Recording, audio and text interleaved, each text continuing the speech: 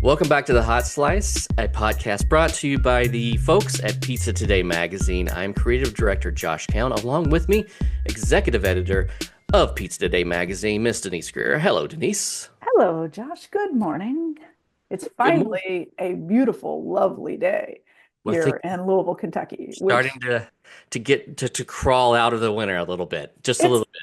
it's a false spring. Don't Of get too course. excited, Oh, but I am gonna say at least we're getting there. We're gonna get spring at We'll some have point. uh, we'll have two more winters at least in Yeah. March and probably the beginning of April. But yeah, well, I can see a little bit of daylight, and that's all I need. That's all I need. Yeah. But you know what's getting us through?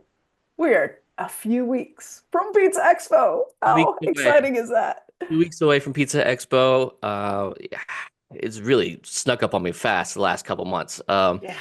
So I'm very excited to see everyone. Of course, it's like our big family reunion, Mhm. and it's always just an amazing time and something I look forward to every year. Yeah, I am super stoked. And I will say, if you haven't already downloaded the app, you need to go to pizzaexpo.com and go get that app because that app is now our show guide. We went digital with the show guide, so that is now the show guide. So you really need to download that app so that you can start planning your trip. Yeah, normally in the issue that you get at registration, the issue of Pizza Today, there's a show guide in there with listings and everything.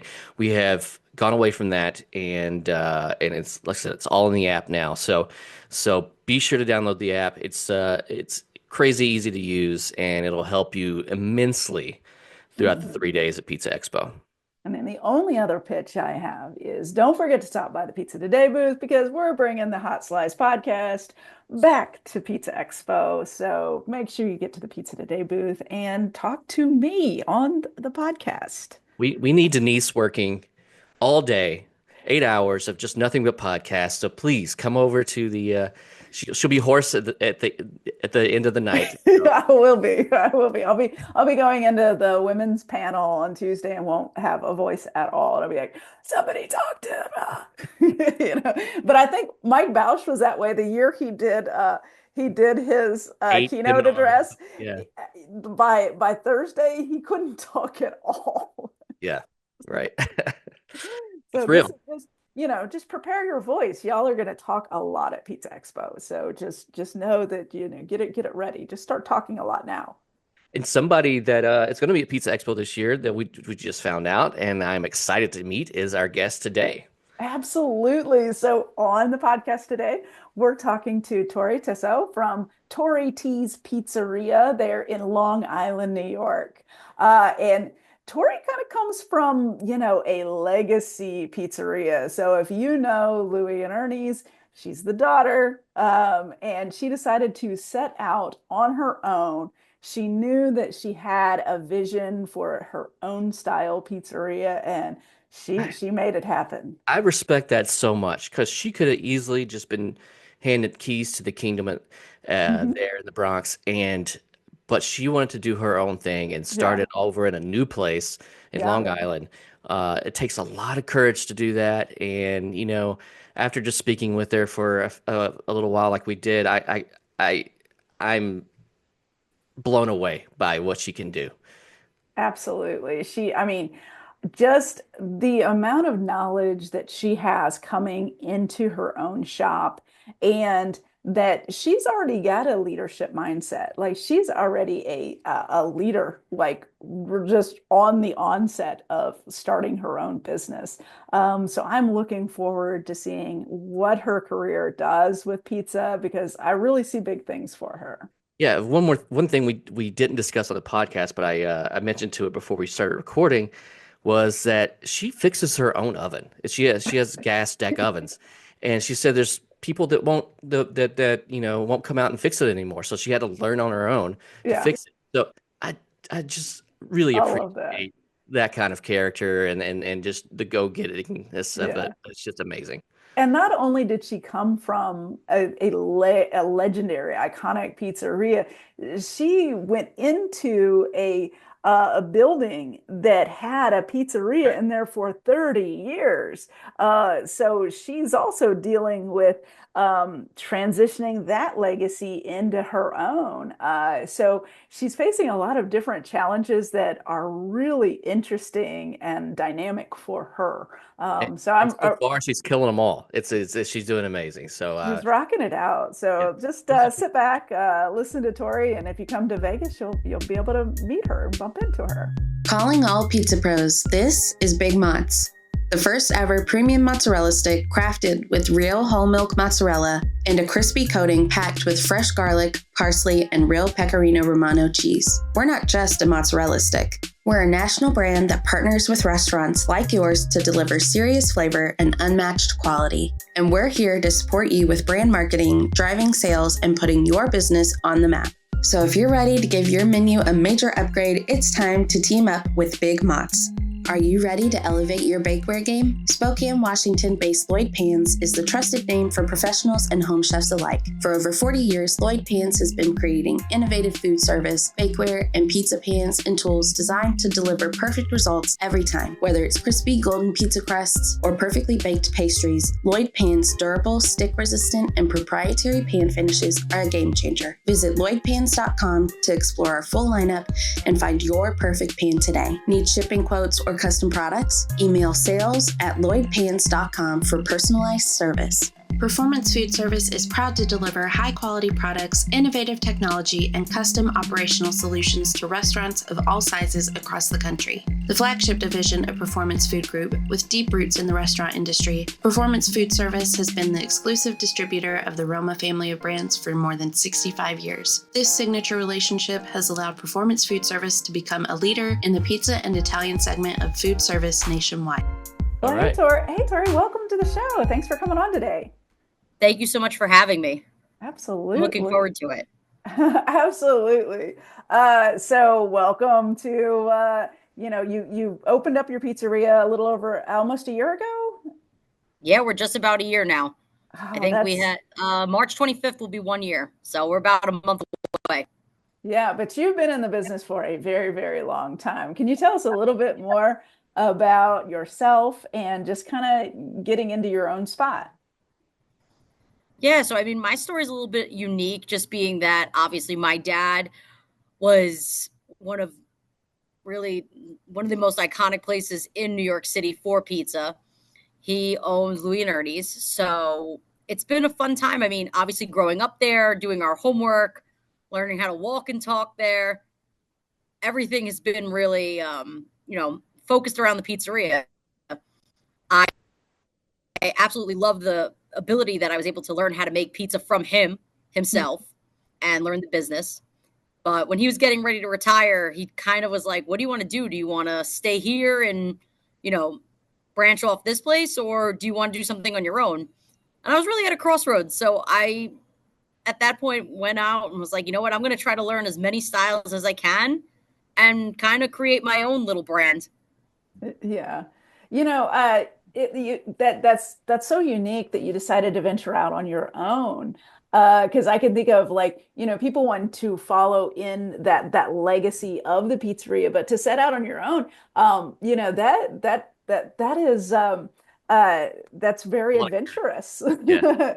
So it takes a lot of courage and Yeah, very much courage. I think it was cool because, being in one of these old school New York style places, it got to be, for me, it was the same. And the funny thing about pizza now is it's always changing. The culture's changing, the pizza's changing. There's so many different people that are out there making pizza all over the country, throughout the world. So I wanted to be able to put my flair on things that I've learned throughout the years. And I knew that place just wasn't it. That place was known for its, old school pizza, no frills, no thrills, and just getting your iconic slice. So me being able to leave, I was like, you know what? I like the no limitations. Yeah. I like that there's no expectations of just being a small mom and pop place. It was just kind of like, let your imagination take over and see where the recipes go. And if you'd brought Detroit in there, they probably would have rioted, right? So you probably would have accepted it well. I mean, the place is almost like a submarine to begin with. I don't even know where I would stack the pans or how it would work, but for me, there would definitely be some rioting, and I don't want to start that. Right.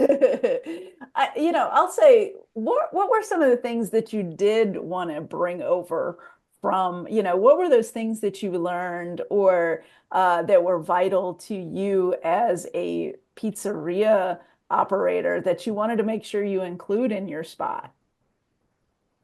I think one of the biggest things for me was my family, we were there 24/7. Mhm. And there was always somebody that was of family descent in charge or, really overseeing the quality. And that was my biggest thing when I came out to Long Island was just making sure that the quality and the ingredients were never going to stray. Right Mhm. now, we're in a really weird state where everything costs a lot of money. The goods are up. So you want to make sure that you're not cutting costs in weird places. Mhm. And most people go to their ingredients first. And I didn't want to do that. I wanted to make sure that the quality was always going to stay the same because that's what we were really focused on while I was at Louie and Ernie's was, quality, making sure that there is obviously enough people on staff to make sure the quality stays appropriate, but consistency was everything. Yeah. Absolutely. And what were those things that you were really excited to be able to go your own way with that you knew that you would have had to go on your own way to get to make them happen? I think the biggest thing with me was realizing that there was other styles of pizza. My whole life, I just made New York and Sicilian and some Hmm. calzones. So when I was going out on my own, I figured, you know what? I really want to learn Detroit. I really want to see this like different style of grandma that everyone does. So taking the Detroits and incorporating it out here, Hmm. I definitely share a lot of like kind of pride because there are Yeah. places out here doing it, but being able to do it my own way and see how it works and what doesn't work for me was what made it a little bit more unique.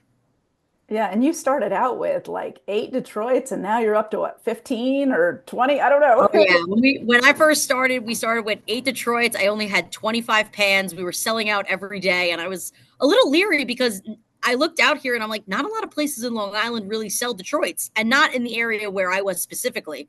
Yeah. So when I started doing my homework, I'm like, I think this could work, but the biggest thing is how do you explain to somebody what a Detroit is? Yeah. Right. And how do you get them to try it without even knowing what it is? Because now it's in a brand new area. I'm a new face in a business that's been here for 30 years. It was a lot of trust. It was a lot of like really persuading people to be like, hey, you can try something new, Yeah. which in a world where pizza in New York is kind of like a plain slice to go or a Hmm. pepperoni slice, it was a lot of persuading. But once people try it, I'm like, you won't be disappointed. I'm My really, my theory with the Detroits was, I tell all the people that come in, I'm like, it's like a grandma and a Sicilian had a baby. It's not too thick, it's not too thin, it's kind of like in the middle. I mhm, make it more of like a focaccia style, which isn't like the true Detroit, mhm. but you know, it's Yeah. it's a lot. That's what I was going to ask is how you describe it to your folks. Yeah. Because Long Island, just like any New York borough, they're so used to the round, the round, thick New or thin New York style. So to try something so different, it's great that it's taken off so well. But now that you've been there about a year, like what is the breakout as far as Detroit versus Round, and how they're selling for you? Ooh. It's funny. I was just doing the reports last night from the past couple of weeks. I think now on average, I would say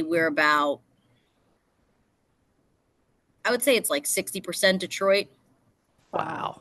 Wow. Yeah. That's I was awesome. gonna 60% think I was Detroit. thinking in my head 30 and then you said 60. Oh wow. Yeah, that's amazing. That's amazing. Yeah, no, I That, mean it's great. I mean it's a lot of work because in the beginning, obviously not having enough pans, going back and getting more, and just seeing where the business was taking off with it, I kind of saw that there was more of a demand. I mean, you can get a regular slice anywhere. I mean, doesn't mean it has to be good by any means. Don't get me mhm. wrong, but a lot out here is ketchup on bread.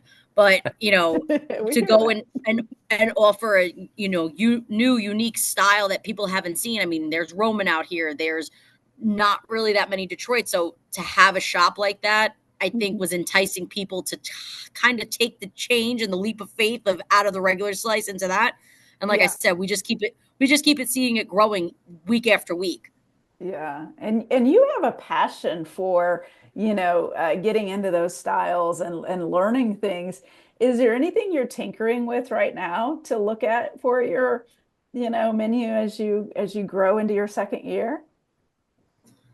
I think one of my biggest things is just enhancing what I have right now on the menu Hmm. per se. I haven't really gotten crazy. I mean, I always say like it's always good to keep learning. I mean, I'm getting Hmm. ready to go to Vegas in a couple of weeks, so I'm looking forward Yes. to like, different recipes, different dough techniques, different Hmm. styles are obviously everything's always really the change is so immense now. It really is. Every day I read a new article and I'm like, "Ooh, I could try this, I could do that." But you have to stay true to your roots sometimes. I never want to go over my head and want to do something that's too far gone.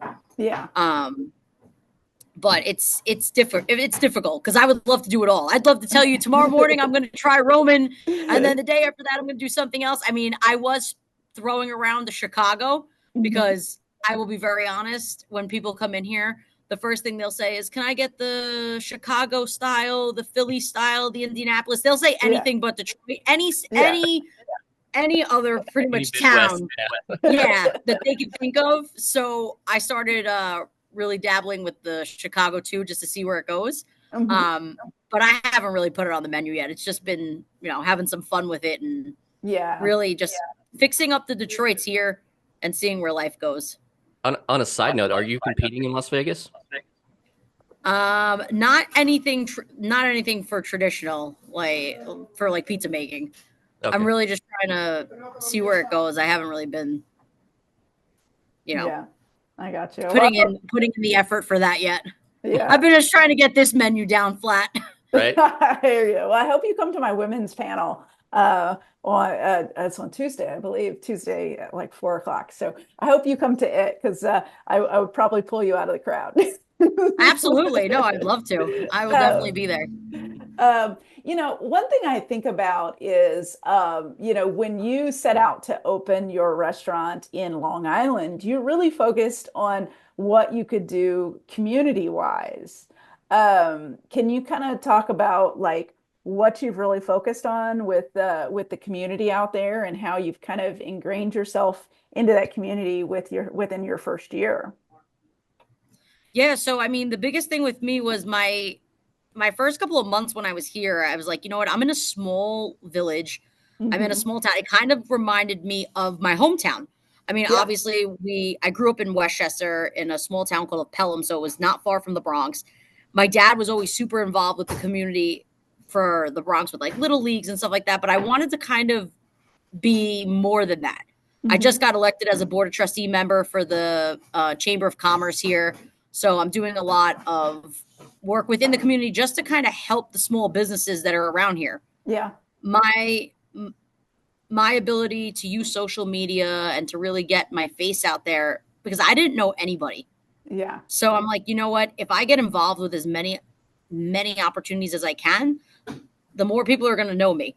Whether they like me or not, they're going to be talking about me. Oh, that's Tori. That's Tori. So, Yeah. that's the double side of like, being in business. You're going to have people Hmm. that like you. So I was like, you know what? Let me go out there, put my best foot forward. I got involved right away. The first Hmm. week I was here, we was actually Good Friday was my first Friday, and we rolled right into Easter, Hmm. and the town had their bunny hop, and there I was outside Oh. handing out Easter eggs. I got involved with the Christmas tree lighting this year. We had a huge hot chocolate station. I used my wood fire pizza oven to make churros. So I'm trying to kind of make this place the place to go, and not Hmm. only just see that what you invest in your customers, they'll invest back into you. Right. Yeah. So I love being able to, support the little leagues. Any lemonade stand that's going on in town, if they write on the Facebook page, I'm there because these kids come here. So Yeah. I want to support them just as much. I love that you didn't waste any time doing that, by the way. You just jumped right on it. Usually somebody in their first year of business is trying to just, get their Yeah. feet under them. So, but, jumping in head first into the community on your first year, that's so wise. I think the Absolutely. biggest thing was just saying, who's Tori? And Yeah. I just didn't want to be the girl behind the pizza counter where I'm just slinging slices out. I wanted to, make my name in the community and be like someone that's going to be here for a while because the gentleman before me, his name was Angelo. He was here 30 years. So he had a lot of credibility, a lot of longevity within the pizza community and the town itself. So I wanted to like make sure that they knew the person that was coming in here wasn't just gonna, put on an apron and say, see you later. Like I was gonna be here to stay. So I think that was a good way of showing them that I was gonna stay true not only to the pizza, but to them. Was there any pushback from so Angelo's was around 30 years. Was there any pushback from the customer base when you brought the new styles in? Oh, absolutely. I mean, there still is. I mean, there was people that were here the first week. I never saw them again. No, Yeah. what is it? Curiosity kills the cat type thing. I mean, you Yeah. can't make everybody happy. I mean, some people are going to be obviously loyal to who they knew for so long. There was people. I remember my first day I was in here. Guy came in. He's like, "This is you." I was like, "Yeah, I'm Tori. I'm the owner." Shook my hand. And he straight up told me in my face, "Oh, I'm never coming back." And I said, "That's no problem." Because where there was one guy leaving, another new person was coming in. So, I think in the first couple of weeks, it was hard on me. I think mentally, I was like, wow, did I make a mistake? Because you have to be really, no one talks about the mental side. No one talks about the bad reviews. No one talks about, what it actually takes to be in a new area where you don't know, starting a life over, adapting, taking on a brand new staff. I mean, there was a lot going on in the first 3 months here that a lot of people did not give me credit for. I didn't fire anyone. I had to hire people. We went from 5 employees to 16 very quickly. Wow. New recipes, obviously new style of pizza, bringing in Detroit's of a staff that never knew it. And my guys, they were phenomenal. And no one saw the late nights. No one saw the 2 a.m.s. They just saw, oh, she's not that friendly. I'm exhausted. People are allowed to shut down. And it was just me. My dad, I was lucky where he helped me out for the first couple of weeks, but after that, it was like, I gave you the keys to success. You're on your own now. So, I mean, I think the mental capacity was definitely wearing over time because to come in and, like I said, to take over a guy who was here 30 years, it was hard. And then on top of it, you see a woman where you're so used to seeing men. A lot of people were like, "Where's your husband?" And I'm like, "I don't have one." Yeah. And it's like, "Well, where's your dad?" And I'm like, "He's not here." It was falling on a lot of new trusts and out here, there's not that many women making pizza. So, or really anywhere. So to see it and then be an owner was definitely some doubts. But I think over time, like I said, the people who left and never came back, that's okay. Because we gained hundreds of new faces that had never been here before or didn't even know Malvern existed. Yeah. And I think it's been a great journey to see the success of, like I said, from going to, oh my God, did I make a mistake, to, all right, I'm here to stay now. We're getting there. Yeah. Yeah, I think that's why it's so important to have your face out there. And that's what I really love about your social media. Like you go on Instagram and you look at your posts and it is you, speaking directly to your customers. And I absolutely love that you speak directly to your customers. I think it's very important. I just, sorry, I'm losing my mind here. But cheers to you on making that happen. I think me being transparent scares people sometimes because I always say to my guys, like, just be brutally honest. Don't be rude. Just be honest. Be transparent. Tell them, hey, I burnt your pie. Tell them like, hey, you're going to need 5 more minutes, because people are in a rush now. Absolutely. But at the same time, they value your time and they value you if you're 100% honest. And that's just what I am on social media. Like you are going to get me no matter what, 100% of the time. And I'm never gonna, stray away from where I came from, what I'm doing, or how I'm gonna get to the next place. It's just always gonna be me. I love that. That's awesome. Yeah, I think about the fact that so you have a background in athletics. And I often, I came from a background in athletics, and I really think that it really brings out leadership. Like it brings out leaders. Can you tell us about your experience? Yeah, sorry, Josh, go ahead. No, I was just gonna say, yeah, go ahead. I think one of the biggest things that I learned over time, I mean, working in college athletics as a head coach, when I coached, I was a sole coach. There was nobody else helping me. So I feel like I was almost in the same situation as now, right? No one's coming to save me. So Yeah. in that case, the leadership, the time management, the overall just preparation for the day is really what set me to feeling like I was almost back coaching a team. I mean, you are. Yeah. I mean, even now it's like, to go from 5 to 16 is incredible. And then to go from, changing everything overnight, you have to know how to coach people. You have to know what works for them, what works for me. Emotions are high. You got all new people working together, learning how to work together. And then on top of it, you want to add new recipes. That's like almost like I say a recipe for disaster. My dad was a little nervous at first. He was like, you're going to try to change too much and, you're going to have a lot of backlash. And I'm like, listen, it's either you rip the Band-Aid off or you don't at all. Right. Yeah, absolutely. I used to feel that way when I was coaching. I would say to my kids, like, listen, I'm a one-man band. I only can do so much. You have to give the people the keys to success to be able to perform. I can't micromanage. I can coach you. I can show you how to do it. And I do the same thing now. Like whether it's, my pizza man or my chef or my sous chef, I pretty much tell them all the time, I'm like, I can show you how to do it, but then you have to do it. Say it out, to pretty much teach it, show it, and then do it. That's it. So it's the same thing here. So it's like whatever comes to mind, they're going to create and make it happen for me. But that came from coaching. That came from really sitting down and like I said, having 22 girls on a team to now having, 16 and making sure that obviously, like I said, one hand is always talking to the other and you want to keep people happy. Expectations, performances. I kind of do the same thing here. I have 30, 60, 90 plans and just I'm always talking to my guys and a thank you goes a long way and making sure that, you're always praising them because without them, you're nothing. And it's the same way when you're a coach. If you don't have a team around you, you're all by yourself. Yeah, I love that. What are some of the things that you do to keep your staff happy? We're in an environment where it's rough out there in the labor market and in employee management. I mean, I find a lot of people now, just like I said, the micromanaging, you just need to have fail-safe systems. Just make sure that everything that you're doing, you understand why you're doing it. A lot of I feel owners are not going to be transparent about why they do what they do. Like I'm trying to explain to my guys now, like a bag of pepperoni is, is $129.